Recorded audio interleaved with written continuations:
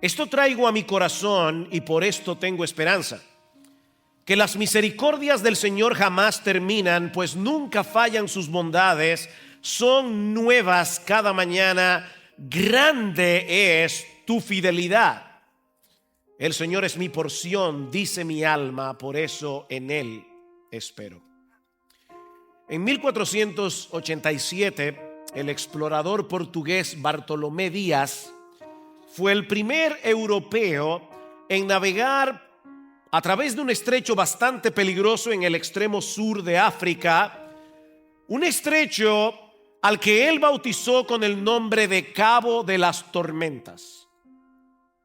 Pero al enterarse del descubrimiento, Juan II de Portugal quiso rebautizar este estrecho con el nombre que se conoce en el día de hoy, Cabo de la Buena Esperanza, porque él pensaba que ese podía ser un paso que lo llevara hasta las Indias. 10 años más tarde, Vasco de Gama iba a demostrar que Juan de Portugal tenía razón.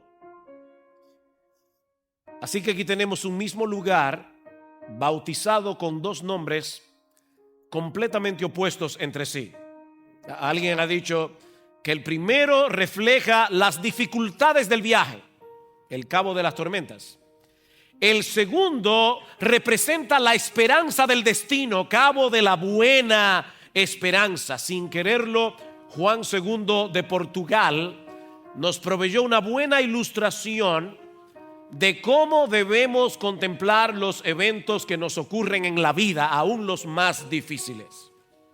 Y esa es la misma lección que nosotros aprendemos del pasaje que vamos a estudiar en esta mañana en Lamentaciones. Jeremías nos enseña en este capítulo que nuestra perspectiva de las cosas cambiará radicalmente si las contemplamos a través del lente de lo que Dios nos ha revelado de sí mismo en su palabra, no a través de lo que nosotros pensamos o sentimos, no a través de lo que otros nos hacen, no a través de nuestras circunstancias. Tal como su nombre lo indica, en este libro encontramos una serie de poemas, 5 poemas de lamentos. Y aunque el autor es anónimo, casi todos entendemos, los estudiosos de las Escrituras entienden que muy probablemente fue escrito por el profeta Jeremías. Es por eso que el libro de Jeremías y el de Lamentaciones se encuentran juntos, uno detrás del otro en nuestras Biblias. Es obvio que este libro fue escrito ante la destrucción de Jerusalén por manos de Nabucodonosor, rey de Babilonia, en el 586 antes de Cristo. Durante muchos años el Señor estuvo llamando a la nación al arrepentimiento a través de sus profetas, pero el pueblo decidió cerrar su corazón a la voz de Dios hasta que fue demasiado tarde. La devastación de Jerusalén y el cautiverio babilónico fue uno de los episodios más terribles que sufrió la nación de Israel en el Antiguo Testamento por causa de su desobediencia. Los que han visto fotos de lo que ocurrió en Berlín o en Dresde durante la Segunda Guerra Mundial pueden tener una idea de lo que Jeremías estaba contemplando cuando escribió el libro de Lamentaciones. Edificios destruidos, personas muertas en las calles, niños despedazados por las bombas de los aliados. Eso es lo que Jeremías estaba contemplando en la ciudad de Jerusalén. En los capítulos 1 y 2 del libro, Jeremías nos presenta su lamento desde la perspectiva de la nación. Pero cuando llegamos al capítulo 3, el lamento de Jeremías se torna personal. Noten el versículo 1: yo soy el hombre que ha visto la aflicción. Bajo la vara de su furor, Él, Dios, me ha llevado, me ha hecho andar en tinieblas y no en luz. Ciertamente contra mí ha vuelto y revuelto su mano todo el día. Ha hecho que se consuman mi carne y mi piel. Ha quebrado mis huesos. Jeremías sabía que detrás del poder de los babilonios había un poder infinitamente superior que había usado a Nabucodonosor como instrumento de castigo. Era Dios el que al final de cuentas estaba disciplinando a esta nación que le había dado las espaldas a pesar de todas las muestras de amor de parte de Dios. Esta nación que se había volcado hacia la idolatría. Israel era como una mujer adúltera que se había prostituido con un montón de amantes. Eso es lo que está detrás del cautiverio babilónico. Nabucodonosor fue la vara de castigo en las manos de un Dios infinitamente santo y justo. Y cuando Jeremías contempla lo que había sucedido en la ciudad de Jerusalén, lo que había sucedido en el templo, él se siente desolado, porque el mismo Dios se había volcado contra él. Hermanos, qué terrible es eso. Cuando uno siente que Dios está contra ti, Dios mismo. Tú le oras a Dios y tus oraciones no pasan del techo. Dice en el versículo 8, aun cuando clamo y pido auxilio, Él cierra el paso a mi oración. Y luego en el versículo 16 dice, Él ha quebrado con guijarros mis dientes. A veces los invasores echaban piedras en los alimentos para romper los dientes de los cautivos. Y Jeremías está pensando, Dios ha hecho eso. Ha hecho que me revuelque en el polvo y mi alma ha sido privado de la paz. He olvidado la felicidad. Digo pues, ha perecido mi vigor y mi esperanza que venía del Señor. Jeremías en este momento está navegando por el cabo de las tormentas. Pero de repente llegamos al versículo 21. Y es increíble el cambio. El panorama cambia abruptamente. El cabo de las tormentas se convierte en el cabo de la buena esperanza. Esto traigo a mi corazón, por esto tengo esperanza. Y en el versículo 24, el Señor es mi porción, dice mi alma, por eso en Él espero. Mis hermanos, ¿qué fue lo que pasó aquí? Porque las circunstancias de Jeremías no han cambiado. Todo sigue igual. Jerusalén sigue destruida, los cautivos siguen cautivos. ¿Qué fue lo que cambió? Jeremías cambió. Jeremías cambió. Jeremías había tomado la decisión de contemplar el panorama a través del carácter de Dios, no a través de las circunstancias. Él trae a su memoria el hecho de que Dios sigue siendo Dios y que por esa razón los creyentes tenemos una esperanza real, aun cuando nos encontremos en la condición más desesperada. Siempre hay esperanza en Dios. Y hay al menos 4 grandes verdades en este pasaje que yo espero que sean de consuelo para todos aquellos que tal vez en este mismo momento están navegando por el cabo de las tormentas. Y aún para aquellos hermanos pastores y líderes que nos están visitando por el intensivo, yo sé porque soy pastor que muchas veces uno llega a este tipo de actividad a punto de tirar la toalla. Porque en el ministerio muchas veces hay que atravesar por ese estrecho, el cabo de las tormentas. Bueno, aquí hay 4 poderosas razones para afianzarnos en la realidad de que a pesar de las turbulencias de la vida, si somos creyentes podemos rebautizar esas aguas como cabo de la buena esperanza. La primera razón es que Dios nos ama con un amor que nunca termina, un amor que nunca cambia. Vean el versículo 21, esto traigo a mi corazón, por esto tengo esperanza, que las misericordias del Señor jamás terminan, pues nunca fallan sus bondades. Todos nosotros constantemente tenemos un diálogo interior, un diálogo que nunca para, excepto cuando estamos dormidos. Y si permites que las circunstancias a tu alrededor controlen ese diálogo, mi hermano, te vas a hundir en medio de la prueba. Pero si decides hablarle a tu alma usando las verdades que Dios nos ha revelado de sí mismo en su palabra, pronto te vas a dar cuenta que no estás a merced de las circunstancias. Mis hermanos, si hay algo que yo quiero que tú recuerdes de este mensaje, es que las circunstancias no son Dios. Dios es Dios. Y ese Dios nos ama con un amor que nunca cambia. con un amor que nunca termina. Esta palabra que se traduce en nuestro texto como misericordias es un término hebreo, hesed. Lo vimos varias veces cuando estudiamos el libro de Ruth. Y es demasiado rico en significado como para poder expresar su significado en una sola palabra en nuestro idioma. La palabra hebrea que Jeremías está usando aquí señala hacia una clase de amor que se encuentra enraizado en el pacto que Dios había hecho con su pueblo. Nosotros podríamos traducir esta palabra como lealtad al pacto o misericordias del pacto. En las Escrituras, un pacto es una promesa sobre la cual Dios interpone un juramento. Es una promesa jurada. Hablando del pacto que Dios había hecho con Abraham, nos dice el autor de la carta a los hebreos que cuando Dios hizo la promesa a Abraham, no pudiendo jurar por otro mayor, juró por sí mismo, diciendo: de cierto te bendeciré con abundancia y te multiplicaré grandemente. Dios le hizo una promesa a Abraham y encima de eso él juró por sí mismo que iba a cumplir su promesa. Y ahora escuchen lo que sigue diciendo el autor de la carta a los hebreos. Él dice que Dios, queriendo mostrar más abundantemente a los herederos de la promesa la inmutabilidad de su consejo, la inmutabilidad de su decreto, él interpuso juramento, para que por dos cosas inmutables en las cuales es imposible que Dios mienta, su promesa y su juramento,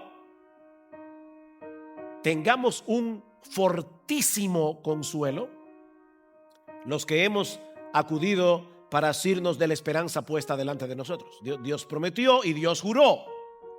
Así que, hermanos, el amor de Dios por nosotros, por su pueblo, no depende de sus emociones, no depende de cómo Él se levanta por la mañana. El amor de Dios depende de su voluntad.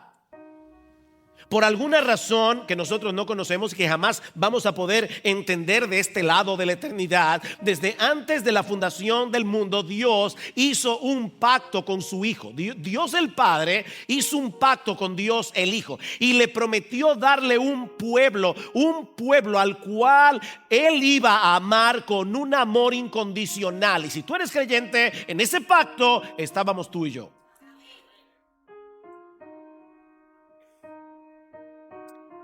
Dios tomó la decisión de amarnos, no porque éramos amables, éramos odiosos, pero Él decidió amarnos.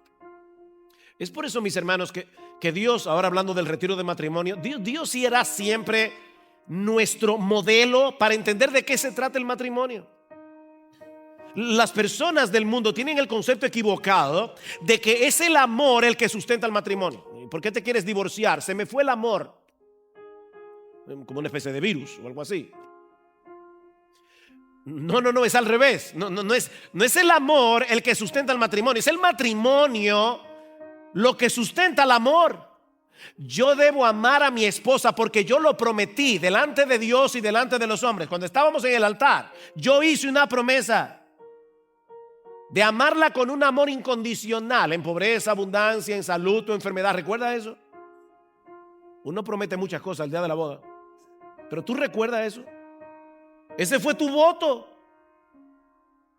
Debes amarla porque prometiste amarla.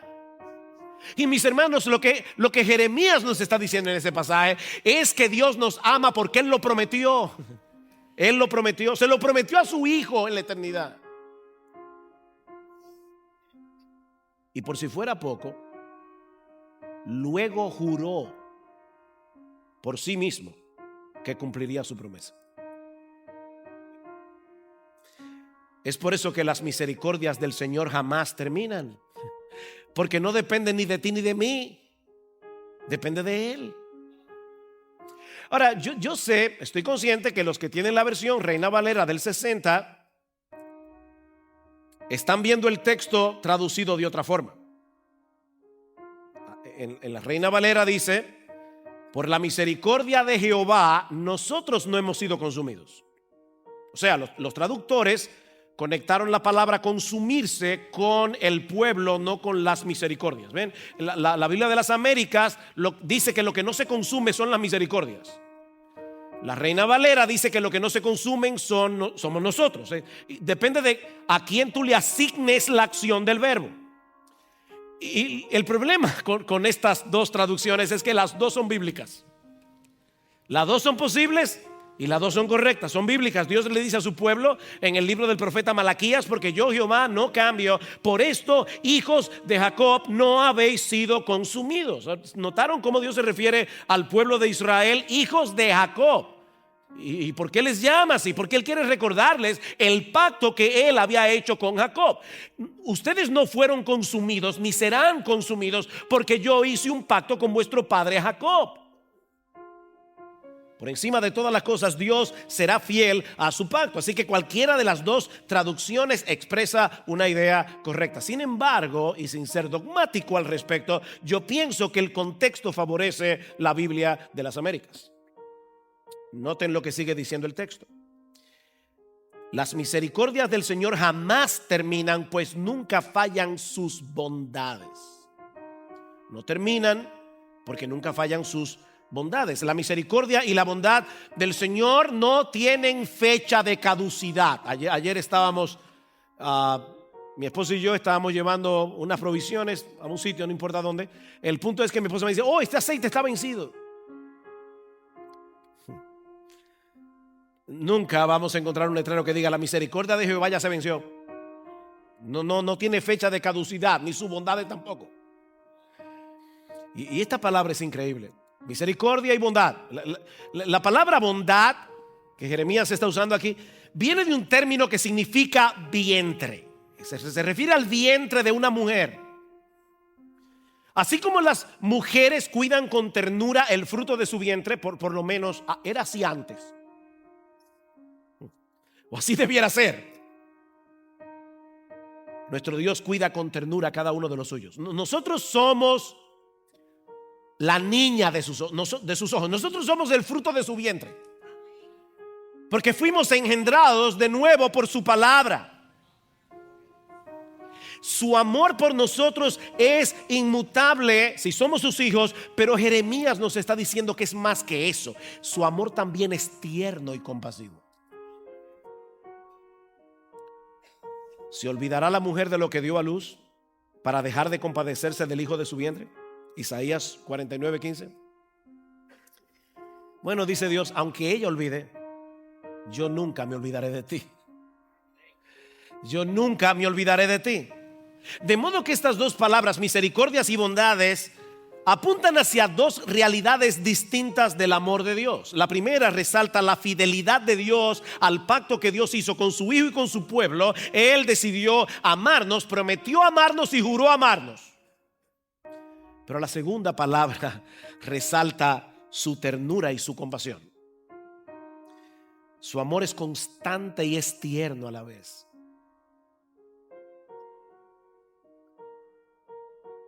Yo no sé tú, hermano, pero esto es sorprendente. Esto debería sorprendernos, porque nuestra experiencia en la vida es muy diferente. Los amigos vienen y van. Personas que en un momento te manifestaron afecto, hoy parece que no te conocen. ¿Nunca te ha pasado eso? Qué bueno. A mí sí. Los amigos vienen y van. Eso es inestable. Pero eso nunca te va a suceder con Dios. Nunca te va a suceder con Dios, porque su amor por ti no depende de ti. Él decidió amarte porque decidió amarte. Tendré misericordia del que yo tenga misericordia, me compadeceré del que yo me compadezca. Él prometió amarnos desde antes de la fundación del mundo. Su amor por ti es eterno y por lo tanto depende enteramente de Él. No lo olvides, no de ti. Pero hay otra razón en nuestro texto para mantener la esperanza en medio de las circunstancias más desesperadas. Y es el hecho de que Dios renueva sus misericordias en nuestras vidas cada mañana. El sol se levanta y ahí mismo se están levantando las nuevas misericordias del Señor. Versículo 22 otra vez. Esto traigo a mi corazón, que las misericordias del Señor jamás terminan, pues nunca fallan sus bondades. Son nuevas cada mañana. Las misericordias del Señor son constantes y novedosas al mismo tiempo. Son constantes porque Dios no cambia, pero al mismo tiempo son novedosas porque Dios nos presenta cada día nuevas oportunidades para que podamos experimentar su favor, su bondad, su compasión, sus misericordias, su gracia cada día. Las misericordias del Señor son como el maná. Caen del cielo cada mañana. Cada nuevo día el Señor tiene para nosotros una nueva porción de su gracia, una nueva porción de sus favores, una nueva porción de sus bendiciones. Piensen otra vez, mis hermanos, en el amor de los padres hacia los niños. Yo recuerdo cuando uno tiene un bebé, ese periodo requiere de mucho esfuerzo. Yo no tengo que convencer a ningún padre aquí de eso. En estos días alguien me dijo que su esposa estaba embarazada y le dije: bienvenido a las mejores malas noches de tu vida. Requiere de mucho esfuerzo, trabajo. Sin embargo, mis hermanos, es increíble cómo cada día el amor de los padres se renueva. Vemos al bebé por la mañana y uno vuelve a sentir la misma ternura, como si los estuviéramos viendo por primera vez. ¿No te pasa eso? ¿Quién es el muchachito de papá? Es como cada día. El amor de Dios es eterno, el amor de Dios es inmutable, es un amor que no cambia y sin embargo se renueva cada mañana. No porque las misericordias de ayer necesitaran ser mejoradas, sino porque las misericordias de ayer eran para las cargas de ayer, no para las de hoy. Eran para las de ayer. Así que no os afanéis por el día de mañana, dice el Señor en Mateo 6, versículo 34. Porque el día de mañana traerá su afán. Basta cada día su propio mal. Cada día tendrá su propia cuota de problemas. Pero por esa misma razón Dios tiene reservado para nosotros un paquete nuevo de sus misericordias que serán suficientes para enfrentar lo que viene cada día. Así que no te afanes por el día de mañana, ni quieras que Dios te dé hoy las fuerzas que tú vas a necesitar en el futuro. Nosotros leemos las historias de los mártires y pensábamos: wow, si yo me viera de repente enfrentado con una hoguera, ¿voy a poder permanecer fiel? Bueno, si tú me preguntas ahora mismo, mi respuesta es no. Como yo me siento ahora. Pero yo estoy seguro que cuando me vea frente al fuego, si es que tengo que pasar por eso, en ese momento el Señor me va a dar la misericordia que yo necesito para enfrentar esa prueba. No quieras vivir con las misericordias de mañana. Vive con las misericordias de hoy. Dios tiene reservado para nosotros un paquete de misericordia. Confía en el hecho de que cada día de tu vida el Dios que te salvó de pura gracia por medio de la muerte de su Hijo estará al lado tuyo, cuidando de ti y proveyendo las misericordias que vas a necesitar cada día. Eso fue lo que quiso expresar Thomas Chisholm, el autor de uno de los himnos que cantamos hace un momento. Oh, grande es tu fidelidad. El coro de este himno dice en el original: morning by morning new mercies I see. Mañana tras mañana yo veo, contemplo, experimento nuevas misericordias. Nada me falta, pues todo provees. Grande, Señor, es tu fidelidad. Así que te puedes levantar mañana y pasado mañana y hasta que estés sano y salvo en la presencia del Señor, porque no habrá un solo día de tu vida en el que Dios va a dejar de cumplir su promesa. Ninguno de nosotros puede saber con certeza lo que va a suceder mañana. No tenemos la menor idea de las tentaciones que vamos a enfrentar mañana. No tenemos idea de las enfermedades que vamos a padecer. No tenemos idea de los problemas que vamos a tener con otras personas. Ni siquiera podemos estar seguros de por cuánto tiempo vamos a estar en este mundo. No tenemos idea. El mañana es completamente incierto para nosotros, pero no para Dios. Hay una cosa de la que podemos estar completamente seguros. Ciertamente el bien y la misericordia me seguirán todos los días de mi vida. Ciertamente, dice David en el Salmo 23, el bien y la misericordia me van a perseguir. Esa es la palabra hebrea allí. Me van a perseguir. El bien y la misericordia. Dios tiene más, o déjame decirlo de otra forma, Dios está más inclinado a bendecirte que tú a recibir su bendición. El bien y la misericordia me perseguirán. ¿Y cómo podemos estar seguros de eso? Por la tercera razón que encontramos en nuestro texto. Ya hemos dicho que el amor de Dios nunca termina, nunca cambia, que Él renueva sus misericordias cada mañana. Pero mis hermanos, ninguna de esas cosas serían un verdadero consuelo si el Dios que está prometiendo eso no fuera fiel. La tercera razón de nuestro texto es que nosotros podemos descansar confiados en la fidelidad de Dios. ¿Qué dice el texto? Esto traigo a mi corazón, por esto tengo esperanza, que las misericordias del Señor jamás terminan, pues nunca fallan sus bondades, son nuevas cada mañana. Grande es tu fidelidad. ¿Se dieron cuenta? Jeremías había estado hablando acerca de Dios, pero ahora le está hablando a Dios. ¿Qué pasó aquí? ¿Saben qué fue lo que pasó? Que su teología se convirtió en doxología. Una doxología es una exclamación de alabanza a Dios. Mira, mi hermano, déjame decirte algo. Si tu teología no te lleva a alabar a Dios, tú tienes una teología defectuosa. Jeremías está contemplando los atributos de Dios, la fidelidad de Dios, la misericordia de Dios, y no puede hacer otra cosa que decirle: Señor, a Él, grande es tu fidelidad. La palabra fidelidad significa firmeza, constancia, confiabilidad. Nuestro Dios es constante y fiel. Cuando Él promete algo, lo cumple, no solamente porque Él es veraz, sino porque nada ni nadie puede impedir que Él haga lo que Él ha decidido hacer. Yo puedo hacer una promesa y tener de verdad la mejor intención de cumplirla, pero de repente algo se interpone en mis planes y no puedo cumplir lo que te prometí. A Dios nunca le ocurre eso, porque Él es veraz y todopoderoso. Veraz y todopoderoso.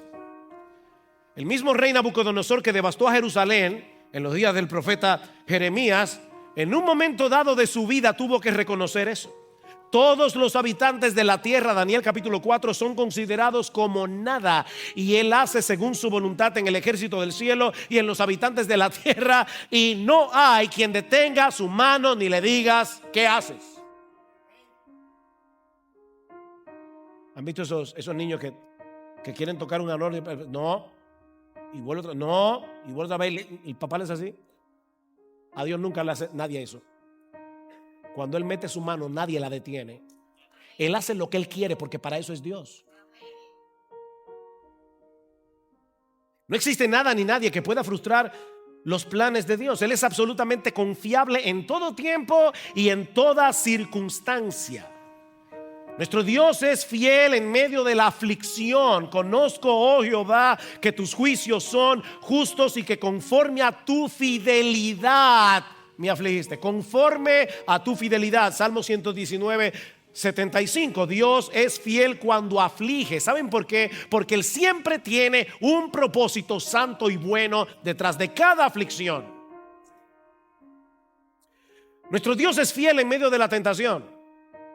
No os ha sobrevenido ninguna tentación que no sea humana, pero fiel es Dios, que no os dejará ser tentado más de lo que podéis resistir, sino que dará también juntamente con la tentación la salida para que podéis soportar. Nuestro Dios es fiel en su propósito de santificarnos, y el mismo Dios de paz os santifique por completo, y todo vuestro ser, espíritu, alma y cuerpo sea guardado irreprensible para la venida de nuestro Señor Jesucristo.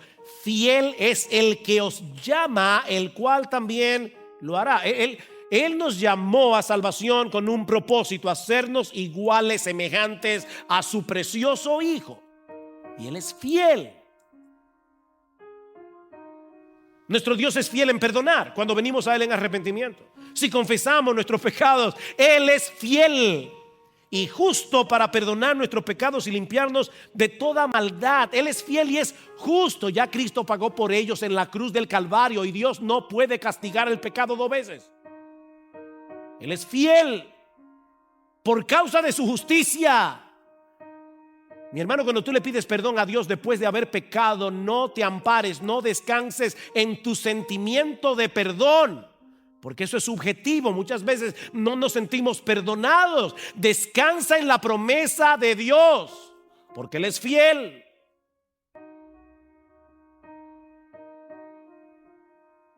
Día a día tú has sido fiel, no has cambiado y no cambiarás. Perdónenme el desafine. Él no es un Dios cambiante que promete una cosa hoy y mañana cambia de parecer. No, Él es un Dios fiel, absolutamente fiel en todo tiempo y circunstancias. Cada palabra que sale de su boca se cumplirá, porque Él no es más o menos fiel. Un hombre que sea fiel a su esposa, el 99% de las veces, ¿saben cómo se llama? Adúltero. Se llama adúltero. Pero yo he sido fiel 99%. Es que no es el 99%. La fidelidad es absoluta. O eres o no eres fiel. Así de simple. Nuestro Dios no es fiel en el 99% de las veces. Oh, gloria al Señor. Él es fiel en el 100% de las veces. Él es fiel. Es imposible que Dios sea inconstante. Es imposible que Dios sea incoherente. Es imposible que Dios se contradiga en algo que ha dicho. Dice Pablo que Él no puede negarse a sí mismo. Él no puede negarse a sí mismo. El cielo y la tierra pasarán, dice el Señor. Mis palabras nunca pasarán. Es más fácil que mañana no aparezca el sol en el firmamento. Es más fácil que mañana no haya mundo a que Dios deje de cumplir lo que prometió. ¿Tú crees eso? ¿Tú crees que todas las cosas obran para el bien de aquellos que aman al Señor? Los que conforme a su propósito fueron llamados, Romanos 8:28. ¿Tú crees que es verdad lo que dice Filipenses 4:19, que nuestro Dios suplirá todo lo que nos falta conforme a sus riquezas en gloria en Cristo Jesús? ¿Tú crees eso? ¿De qué sirve que Dios nos diga que nos ama con un amor que no termina, con un amor que nunca cambia, que sus misericordias son nuevas cada mañana, si Él no fuera un Dios confiable? Pero eso es verdad porque Él es fiel. Y eso nos lleva de la mano a la cuarta y última enseñanza de nuestro pasaje. Por cuanto nuestro Dios es amante, por cuanto nuestro Dios renueva sus misericordias cada mañana, por cuanto nuestro Dios es fiel, mi hermano, esta es la aplicación, esta es la conclusión de este mensaje. Por todo eso, Él es todo lo que necesitamos. Sí, oíste bien. Él es todo lo que necesitamos. Versículo 24. El Señor es mi porción, dice mi alma. Por eso, en Él espero. El Señor es mi porción. Jeremías parece estar pensando aquí en lo que Dios dice acerca de los levitas en Números capítulo 18 versículo 20. Cuando se estaba repartiendo la tierra de Canaán entre las tribus de Israel, Dios le dijo a Aarón: no tendrás heredad en su tierra, ni tendrás posesión entre ellos. Yo soy tu porción y tu herencia entre los hijos de Israel. Es como si Dios le estuviera diciendo a los levitas: cuando lleguen a la tierra de Canaán, yo no voy a darles nada allí. ¿Saben por qué? porque yo soy vuestro todo. Yo soy vuestro todo. Y la porción que les tocó no solo era suficiente, era demasiado. No solo es suficiente. Que Dios sea nuestra porción, que Dios sea nuestra herencia. Mis hermanos, eso es demasiado. Es la misma idea que expresa David en el Salmo 16. El Señor es la porción de mi herencia y de mi copa. Tú sustentas mi suerte. Y la idea es, tú sustentas mi suerte porque esa fue la herencia que me diste. Las cuerdas me cayeron en lugares deleitosos. Estaban repartiendo la tierra y estaban poniendo cordel. Y a los levitas le tocó Jehová. Las cuerdas me cayeron en lugares deleitosos y es hermosa la heredad que me ha tocado. Hay muchos bienes de este mundo que solo disfrutan unos pocos. Eso es una realidad. Y muchos piensan que serían más felices si tuvieran, aunque sea una parte de lo que tiene esa minoría. No me digas que nunca has pensado en eso.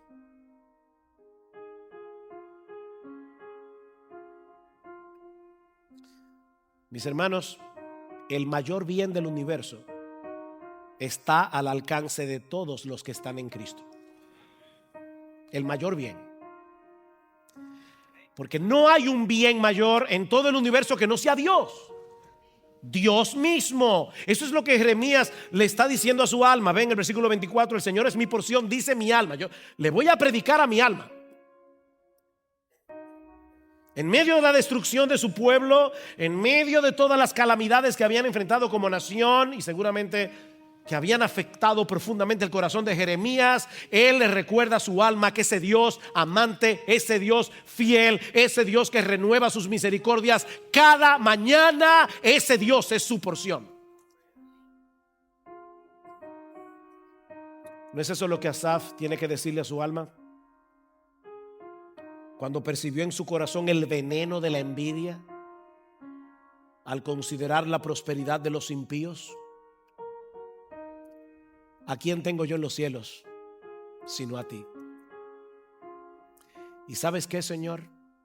Fuera de ti, nada deseo en la tierra. Nada deseo en la tierra. Mi carne y mi corazón desfallecen. Esto es realista. Realista.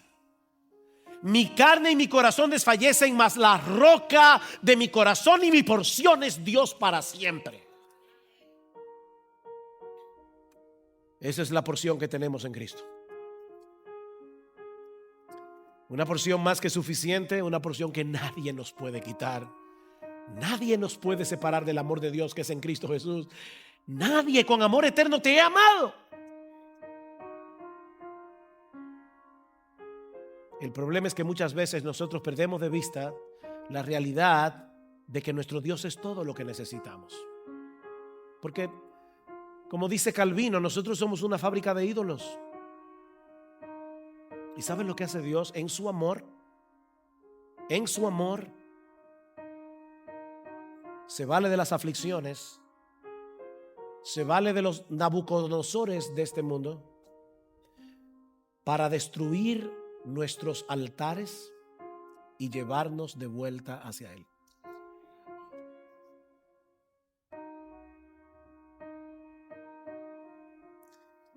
Él nos quita un bien menor para llevarnos de la mano a un bien infinitamente mayor.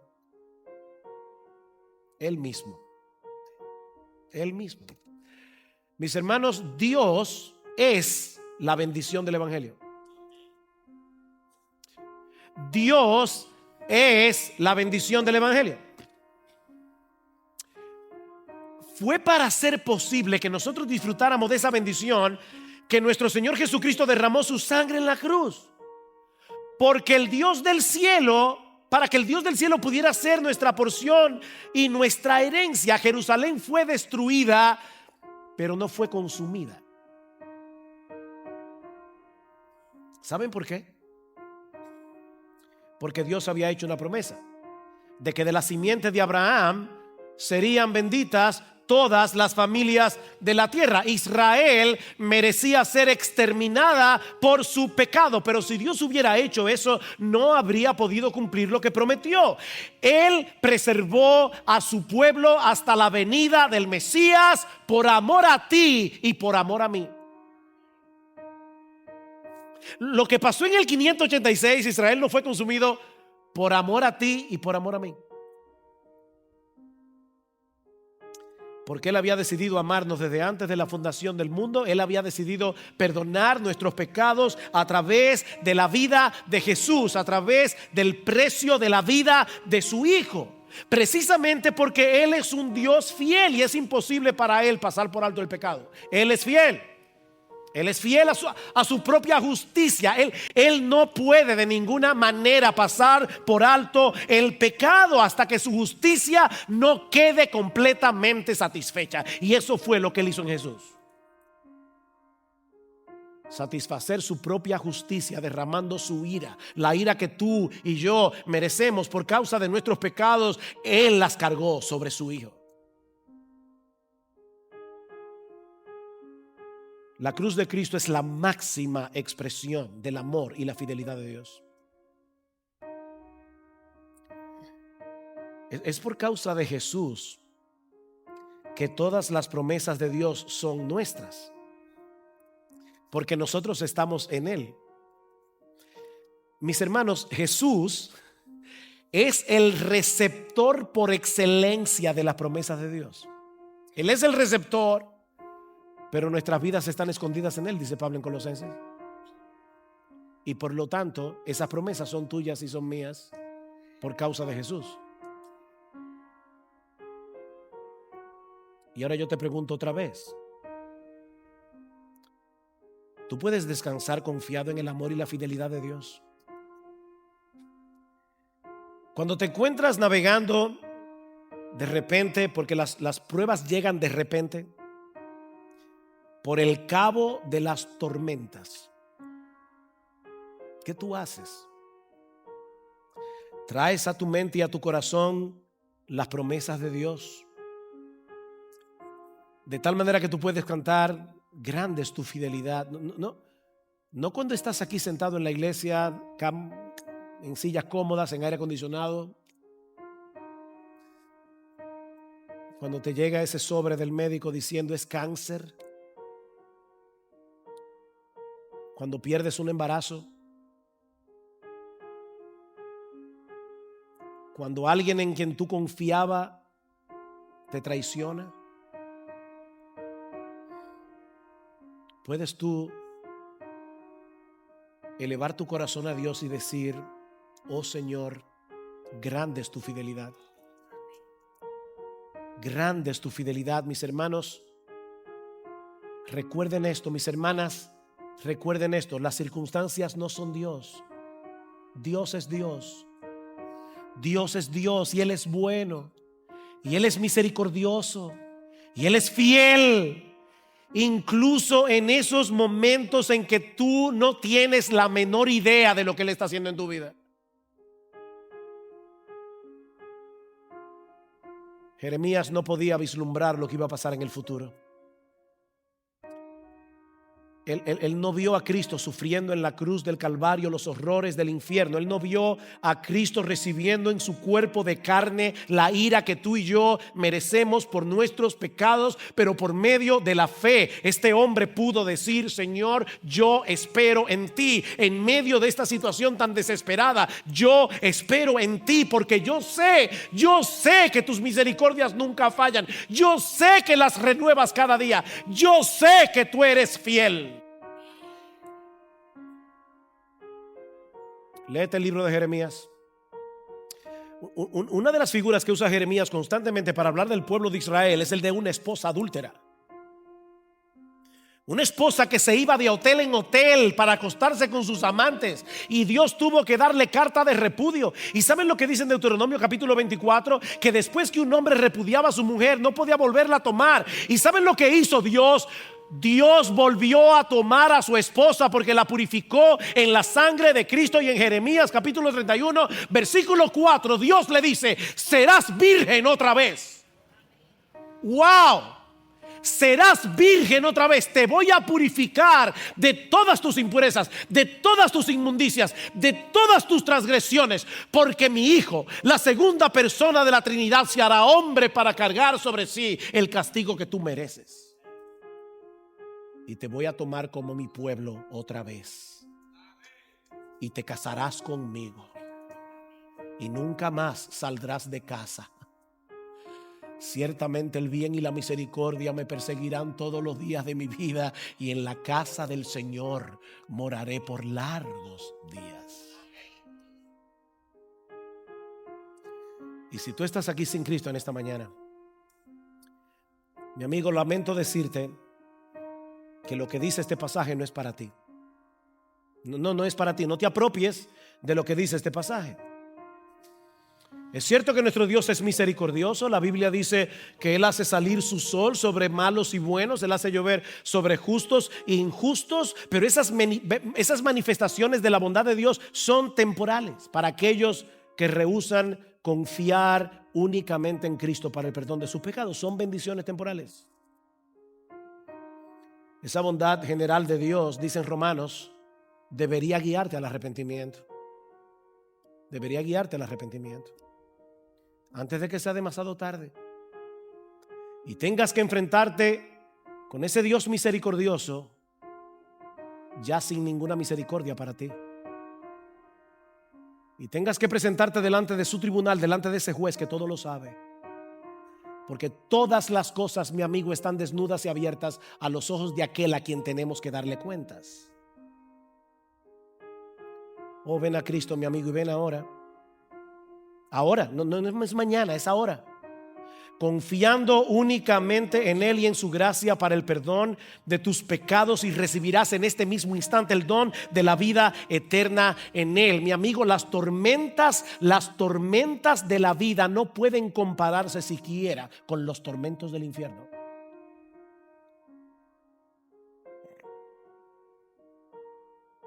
Pero ese cabo de las tormentas puede llegar a ser hoy el cabo de la buena esperanza, si en este mismo momento te acoges por la fe a la gracia de Dios en Cristo. Oh, que Dios tenga misericordia.